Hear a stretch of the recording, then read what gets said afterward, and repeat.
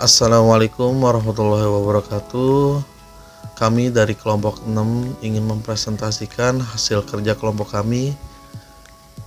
Saya sendiri Sadam Lasmana, dan ada teman saya Muhammad Syafiqa Putra Imelda, 2 Retno Wulandari, dan 3 Ridani Idrus. Kali ini kami akan mempresentasikan pertemuan 16 tentang pajak penjualan atas barang mewah PPNBM. Pertemuan 16, pajak penjualan atas barang mewah atau PPNBM. Definisi PPNBM. Pajak penjualan atas barang mewah adalah pajak yang dikenakan atas transaksi barang kena pajak yang tergolong mewah, baik yang diproduksi di dalam negeri maupun diimpor. Pengenaan pajak tersebut hanya diberlakukan sekali pada saat terjadinya penyerahan barang ke pihak produsen.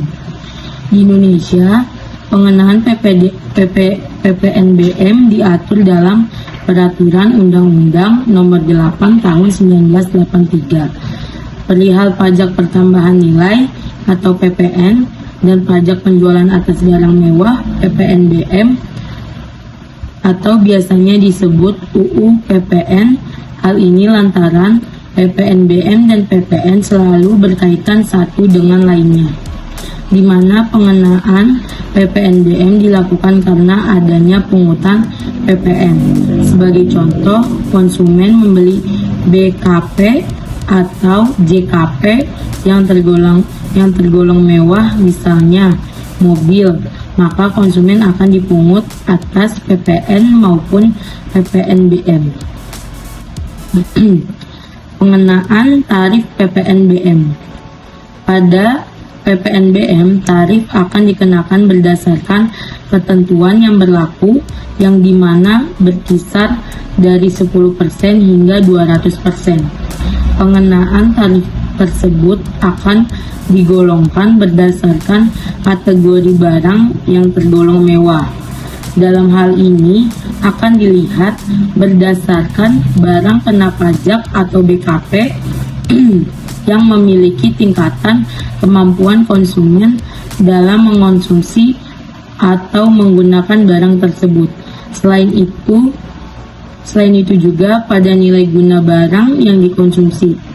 Berikut beberapa daftar barang yang dikenakan PPNBM antara lain. 1. Pada kendaraan bermotor. Dalam hal ini kendaraan yang dikecualikan, yakni kendaraan yang bersifat umum atau untuk kepentingan seluruh masyarakat dan negara, seperti kendaraan untuk ambulan jenazah, pemadam kebakaran, tahanan, hingga angkutan umum. Kedua, pada kelompok hunian atau tempat tinggal mewah, seperti rumah mewah, apartemen, kondominium, townhouse, dan sejenisnya. Ketiga, pada kelompok pesawat udara. Dalam hal ini, ada pesawat yang dikecualikan, seperti diperuntukkan untuk keperluan negara atau angkutan udara komersil. 4. Pada kelompok balon udara tanpa terkecuali. 5. Pada kelompok persenjata apian dan amunisinya. Dalam hal ini, ada perlengkapan senjata apian yang dikecualikan apabila dipergunakan dalam keperluan negara, seperti yang digunakan oleh TNI atau Polri. 6. Pada kelompok perkapalan mewah, seperti kapal pesiar atau yacht. Dalam hal ini ada kapal yang dikecualikan apabila dipergunakan untuk kepentingan negara, angkutan umum, hingga sebagai usaha pariwisata. Barang-barang yang sudah disebutkan di atas memiliki ketentuan dalam pengkategorian barang mewah berdasarkan tarif berikut rinciannya. A. PPNBM dengan pengenaan tarif terendah sebesar 20% untuk barang kena pajak atau BKP yang tergolong mewah, seperti apartemen atau kondominium, townhouse atau klaster hunian mewah yang dialokasikan sebagai lokasi kegiatan usaha. B. PPNBM dengan pengenaan tarif sedang sebesar 40%. untuk barang kena pajak atau BKP yang tergolong mewah seperti pada kelompok balon udara, pesawat udara lainnya tanpa tenaga penggerak, pada persenjata apian dan amunisinya atau berdasarkan jenisnya kecuali dipergunakan untuk kepentingan negara. C. PPNBM dengan pengenaan tarif menengah sebesar 50% untuk barang kena pajak atau BKP yang tergolong mewah seperti pada kelompok pesawat udara kecuali diperuntukkan dalam keperluan negara atau angkutan udara komersial. Helikopter pada persenjata apian dan amunisinya atau berdasarkan jenisnya kecuali dipergunakan untuk kepentingan negara. D.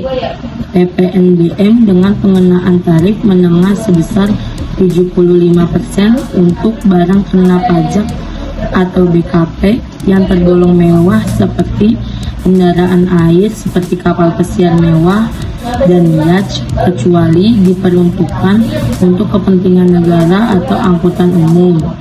Kendaraan air seperti kapal feri dan sejenisnya kecuali diperuntukkan untuk kepentingan negara atau angkutan umum. 1. Karakteristik PPNBM dan dasar pengenaannya. Undang-Undang PPN 1984 Pasal 5 menyatakan karakteristik PPNBM adalah sebagai berikut. A. PPNBM tambahan pungutan di samping PPN. 1. Penyerahan barang kena pajak yang tergolong mewah yang dilakukan oleh pengusaha yang menghasilkan barang tersebut di dalam daerah pabean dalam kegiatan usaha atau pekerjaannya. Dan 2. Impor barang kena pajak yang tergolong mewah. B. Pajak penjualan atas barang mewah dikenakan hanya satu kali pada waktu penyerahan barang kena pajak yang tergolong mewah oleh pengusaha yang menghasilkan atau pada waktu impor barang kena pajak yang tergolong mewah. 2. Kriteria dari tarif PPNBM. Yang dimaksud dengan barang kena pajak yang tergolong mewah adalah A. Barang yang bukan merupakan barang kebutuhan pokok. B. Barang yang dikonsumsi oleh masyarakat tertentu. C. Barang yang pada umumnya dikonsumsi oleh masyarakat berpenghasilan tinggi. Atau D. Barang yang dikonsumsi untuk menunjukkan status. A. Kelompok barang kena pajak yang tergolong mewah yang berupa kendaraan bermotor berdasarkan PMK nomor 141 PMK 010 2021 adalah sebagai berikut. 1. Jenis barang kena pajak yang tergolong mewah berupa kendaraan bermotor angkutan orang untuk pengangkut kurang dari 10 orang termasuk pengemudi dengan kapasitas isi silinder sampai dengan 3000 cc.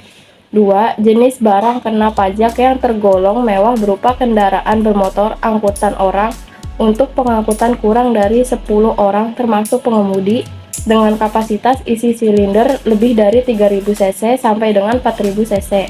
3. Jenis barang kena pajak yang tergolong mewah berupa kendaraan bermotor kabin ganda dengan motor listrik yang seluruh penggerak utamanya menggunakan listrik dari baterai atau media penyimpanan energi listrik lainnya untuk pembangkit listrik dan lain secara langsung baik di kendaraan maupun di luar kendaraan yang dikenai PPNBM dengan tarif 10%. 4. Barang kena pajak yang tergolong mewah berupa kendaraan bermotor roda 4 emisi karbon rendah yang dikenai pajak penjualan atas barang mewah. 3. Bukan objek PPNBM tidak dikenakan atas impor atau penyerahan. A. Kendaraan CKD. B. Kendaraan sasis. C. Kendaraan pengangkutan barang. D. Kendaraan bermotor 2 dengan kapasitas isi silinder dengan 250 cc dan kendaraan bermotor angkutan orang dengan pengangkutan 16 orang atau lebih termasuk pengemudi. F. PPNBM dibebaskan atas impor atau penyerahan. Kurangnya, pada intinya pengenaan PPNBM dilakukan sebagai salah satu cara untuk menjalankan fungsi keseimbangan beban pajak antara konsumen berpendapatan rendah dan konsumen berpendapatan tinggi. Barang yang tergolong mewah seperti yang sudah dijelaskan sebelumnya, sudah dalam pertimbangan pemerintah melalui otoritas pajak dan telah diatur dalam UU PPN atau nomor 8 tahun 1983 perihal pajak pertambahan nilai dan pajak penjualan atas barang mewah. Selain itu, diatur juga dalam PP 61 2020, PMK 96 2021, PP 74 2021, hingga PMK 141 2021 dan peraturan tersebut mengenai ketentuan teknis dari PPNBM. Pertemuan 17 Penghitungan Pajak Pertambahan Nilai. Artian PPN merupakan pajak yang dikenakan atas setiap barang dan jasa yang memiliki pertambahan nilai dalam peredarannya dari konsumen dan produsen. Tarif PPN sebesar 11%. Cara menghitung PPN, tarif PPN dikali DPP. Terus terdapat pengertian menurut para ahli, diantaranya menurut Dr. Miyasto dalam artikelnya yang berjudul Struktur Pajak Pertambahan Nilai 2000 menyatakan bahwa PPN adalah pajak yang dikenakan atas nilai tambah dari suatu komoditi. B. Menurut Profesor Dr. Rahmat Soemitro SH menyatakan bahwa PPN adalah pajak yang secara langsung menyangkut produksi barang dan jasa yang digunakan oleh rakyat, tidak pandang kaya atau miskin. Legal charter PPN. 1. PPN merupakan pajak tidak langsung. 2. PPN merupakan pajak objektif. 3. PPN bersifat multi-stage levy. 4. PPN menggunakan sistem credit invoice method. 5. PPN bersifat netral. 6. PPN dengan tarif invoice. Penerbitan pajak masukan. Pajak masukan diatur dalam pasal 1 angka 24 Undang-Undang Pajak Pertambahan Nilai yang berbunyi pajak masukan merupakan pajak pertambahan nilai yang seharusnya sudah dibayar oleh pengusaha kena pajak karena perolehan barang kena pajak. 2. Perolehan jasa kena pajak. 3. Pemanfaatan barang kena pajak tidak berwujud dari luar daerah pabean. 4. Pemanfaatan jasa kena pajak tidak berwujud dari luar daerah pabean. 6. 5. Impor barang kena pajak. Pajak masukan yang dimiliki oleh PKP pada setiap masanya berhak untuk dikreditkan selama memperhatikan hal-hal berikut ini. A. Pajak masukan harus dikreditkan pada masa pajak yang sama dengan pajak keluaran. B. Pajak masukan yang seharusnya dikreditkan namun belum dilakukan pengkreditan, maka pajak masukan dapat dikreditkan pada masa pajak berikutnya paling lama 3 bulan setelah masa pajak saat faktur pajak diterbitkan tersebut berakhir. C. Pengusaha kena pajak yang belum memiliki kegiatan berupa penyerahan BKP atau JKP atau ekspor BKP atau JKP diperkenalkan mengkreditkan pajak masukannya dengan memenuhi ketentuan pengkreditan pajak masukan. D. Pajak masukan yang dapat dikreditkan adalah yang dilengkapi dengan faktur pajak yang memenuhi syaratan formal dan material. E. Jika PKP tercatat melakukan penyerahan yang terutang pajak dan tidak terutang pajak pada setiap masanya, maka pajak masukan yang dapat dikreditkan hanya pajak masukan atas penyerahan yang terutang pajak. F. Besarnya pajak masukan yang dapat dikreditkan oleh PKP yang melakukan kegiatan usaha tertentu dilakukan perhitungan dengan menggunakan pedoman perhitungan pengkreditan pajak masukan. G. Apabila pengusaha belum dikukuh sebagai PKP, maka pajakan masukan dapat dikreditkan senilai 80% dari total pajak keluaran yang harus dipungut.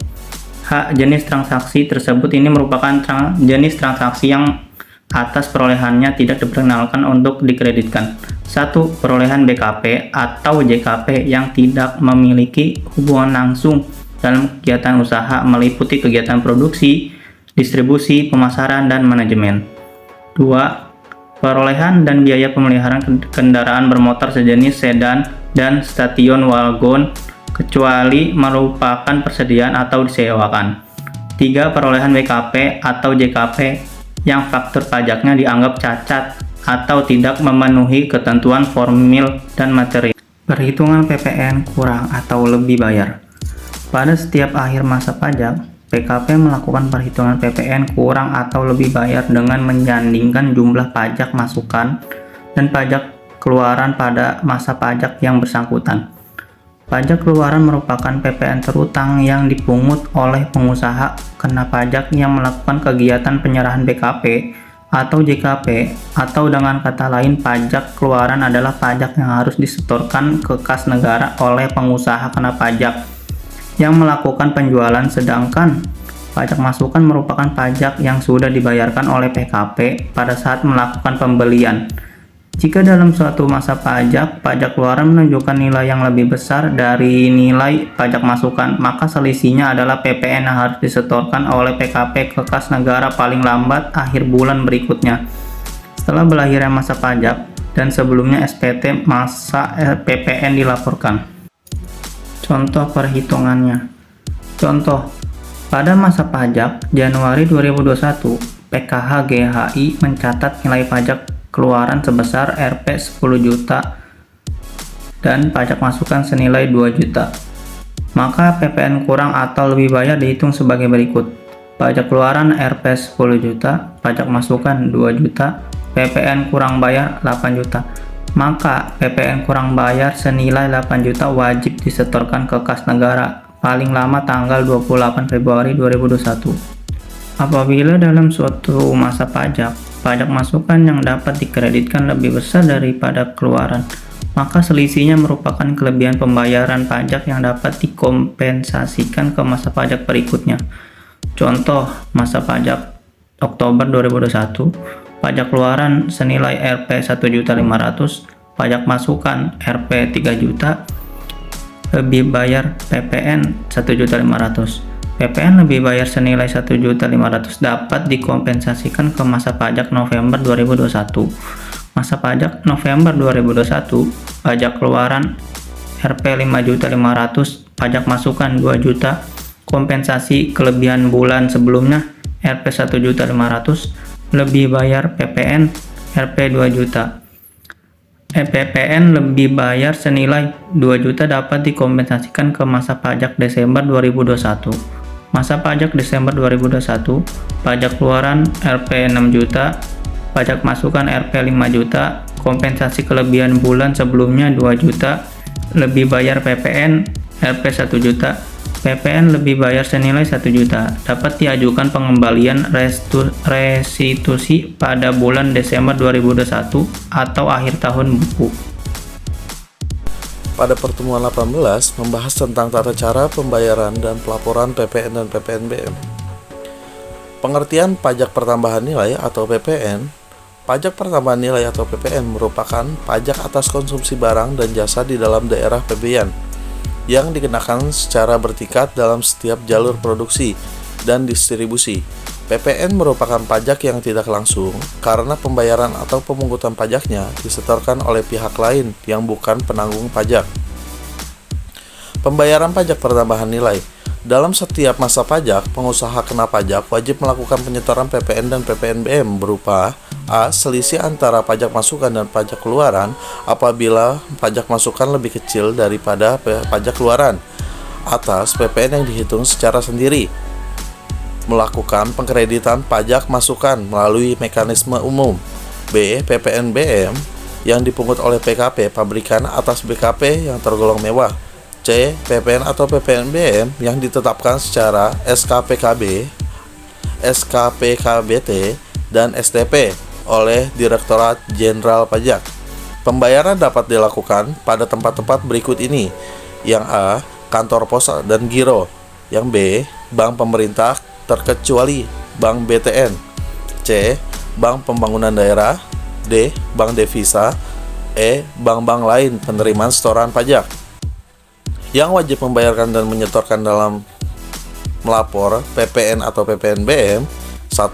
Pengusaha kena pajak atau PKP. Kedua, pemungut PPN atau PPNBM adalah A. Kantor Pelayanan Bendaharaan Negara. B. Bendahara pemerintah pusat dan daerah. C. Direktorat Jenderal Biaya dan Cukai. Yang wajib disetor 1. Oleh PKP adalah PPN yang dihitung sendiri melalui pengkreditan pajak masukan dan pajak keluaran yang disetor atas selisih pajak masukan dan pajak keluaran bila pajak masukan lebih kecil dari pajak keluaran. B.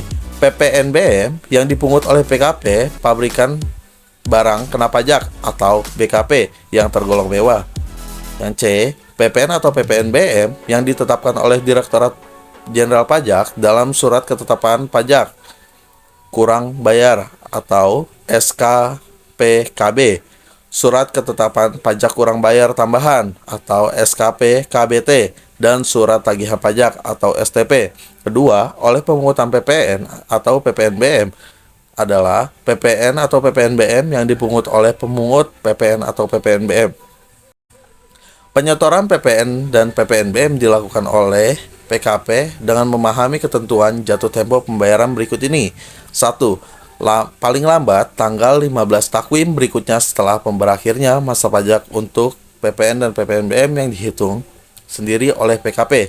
Misalnya, masa pajak Februari penyetoran dilakukan paling lambat tanggal 15 Maret 2021. 2. Untuk penyetoran PPN dan PPNBM melalui SKPKB, SKPKBT, dan STP, tanggal jatuh tempo mengikuti tanggal yang tercantum dalam surat. 3. PPN atau PPNBM impor, penyetoran harus dilakukan bersamaan dengan pembayaran biaya masuk. Dalam hal biaya masuk ditunda atau dibebaskan, maka harus dibayarkan pada saat penyelesaian dokumen impor. 4. PPN atau PPNBM pemungutan dilakukan oleh A. Bendaharaan Pemerintahan. Dilakukan penyetoran paling lambat tanggal 7 bulan takwim berikutnya setelah berakhir masa pajak.